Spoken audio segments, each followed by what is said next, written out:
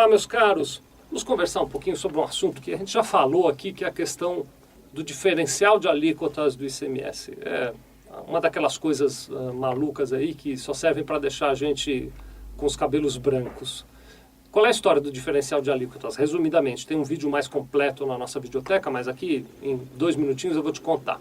A coisa é a seguinte: quando você compra produtos de um fornecedor que está em outro estado, num estado diferente do seu, então, por exemplo, nós que estamos aqui em São Paulo, quando a gente compra um produto qualquer de alguém que está no Rio de Janeiro, ele manda esse produto para cá com uma alíquota interestadual de ICMS de 12%.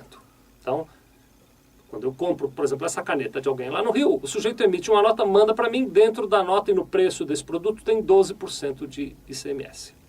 Se eu recebo este produto aqui e vou revendê-lo, então se eu recebi a caneta, botei na prateleira da minha loja e vou vender para o Felipe, não tem problema nenhum, eu recebo lá com 12%.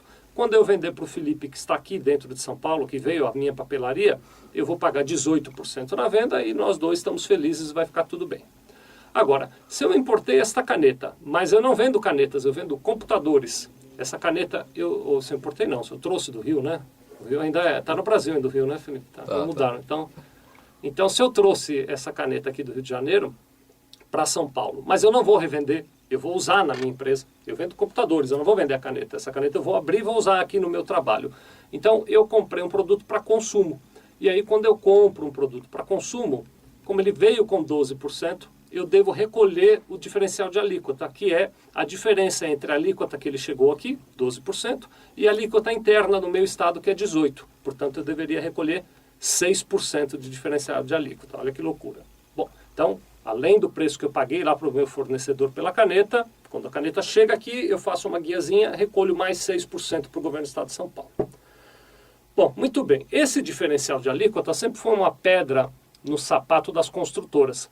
Por quê? Porque as construtoras compram muito material, em algumas situações compram de outros estados e não aquele estado onde ela está, né? E elas não revendem aquele material, porque a construtora pega, por exemplo, cimento, pedras, areia, enfim, seja lá o que for que ela comprou, aplica numa obra e ela vende a obra, ela não vende o cimento, ela não vende pedras, né? Então ela consome aquele material na prestação de um serviço, na construção de um determinado imóvel.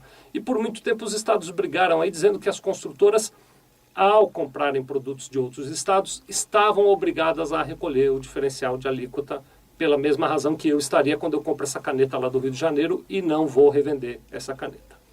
Bom, recentemente o STJ, que é o Superior Tribunal de Justiça, decidiu, numa ação específica, que as construtoras não estão sujeitas ao recolhimento do diferencial de alíquota.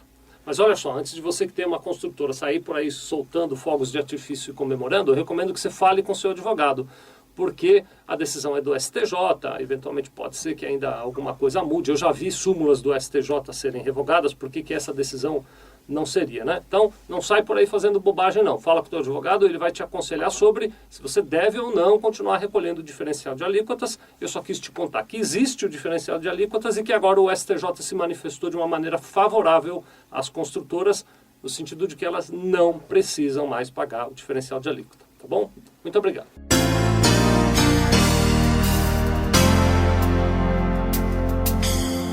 Sevilha Contabilidade. Nós vendemos tranquilidade.